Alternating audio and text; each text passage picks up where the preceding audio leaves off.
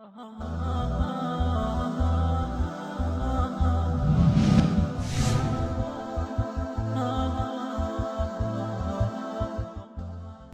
علیکم ورحمۃ اللہ وبرکاتہ۔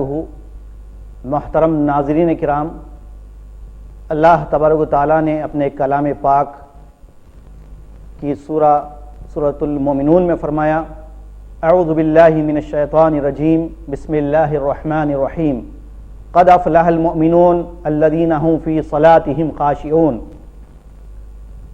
یقیناً فلاح پائے وہ ایمان والے جنہوں نے اپنی نماز میں خشوع اور خضوع اختیار کیا۔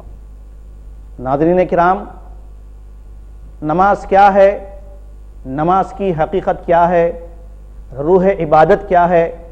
یہ بڑا اہم ترین سوال ہے۔ یوں تو ہم نماز پڑھ رہے ہیں، لیکن ہم میں سے ایسے بہت سارے افراد ہیں، بہت سارے ایسے لوگ ہیں جو نماز تو پڑھتے ہیں لیکن نماز ان پر لعنت بھیجتی ہے۔ کتنے ایسے لوگ ملیں گے جنہوں نے اپنی نماز کو عبادت نہیں بلکہ ایک عادت بنا لیا ہے۔ آج یہ سوال میں اپنے آپ سے بھی کرتا ہوں اور تمام سے بھی کرتا ہوں کہ کیا کبھی ہم نے یہ جاننے کی کوشش کی ہے کہ روح نماز کیا ہے؟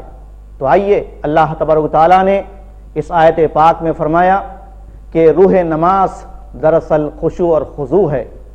جو نماز خشوع اور خضوع کے ساتھ ادا کی جاتی ہے وہ یقیناً نماز کی روح کہلاتی ہے، ورنہ ایسی نماز کے بارے میں علامہ اقبال نے فرمایا، جو میں سر بسجدہ ہوا کبھی تو زمین سے آنے لگی صدا، تیرا دل تو ہے صنم آشنا، تجھے کیا ملے گا نماز میں۔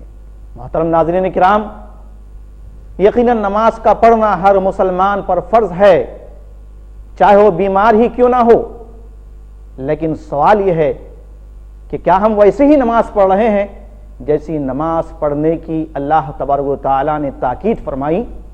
اور نماز کے تعلق سے صلاۃ کے بارے میں اللہ کے نبی صلی اللہ علیہ وسلم کا یہ فرمان کہ ان فی الصلاۃ لشغلا، در حقیقت نماز تو مشغولیت کا نام ہے۔ نماز کی حالت میں بندہ جب اللہ کی بارگاہ میں کھڑا ہوتا ہے تو اپنے تن من دھن کے ساتھ، پورے وجود کے ساتھ اللہ تعالیٰ کی ذات میں، اللہ تعالیٰ کے حکم پر فدا ہوتے ہوئے اپنے آپ کو نچھاور کر دیتا ہے، یکسو ہو جاتا ہے، تبھی وہ نماز کہلاتی ہے۔ ورنہ ایسی نمازیں ان کے منہ پر پھینک دی جائے گی کہ ایک دفعہ خود اللہ کے نبی صلی اللہ علیہ وسلم نے ایک نوجوان کو دیکھا جو نماز پڑھ رہا تھا۔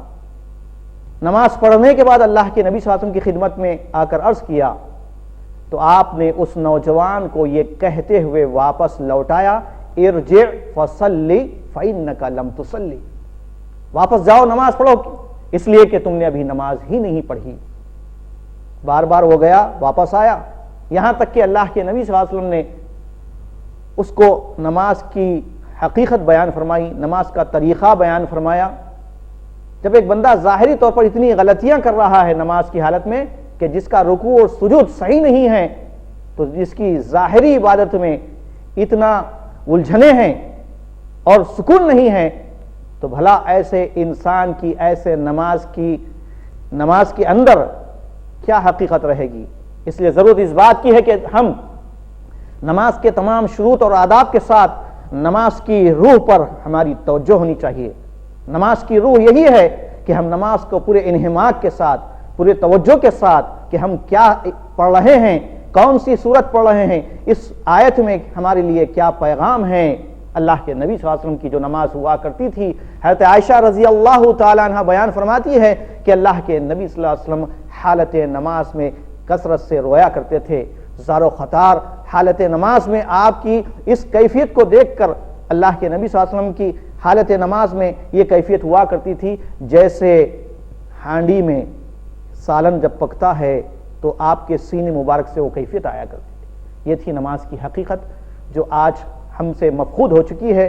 ضرورت اس بات کی ہے کہ ہم نماز کی روح کو جانیں، نماز کی حقیقت کو پہچانیں کہ ہم اللہ کی بارگاہ میں جب کھڑے ہو جائیں تو پورے ظاہر و باطن کے ساتھ، دل کی گہرائی کے ساتھ اللہ کی عبادت کریں۔ اللہ تبارک و تعالی ہم سب کو روح نماز نصیب فرمائے، آمین وآخر دعوانا ان الحمد للہ رب العالمین.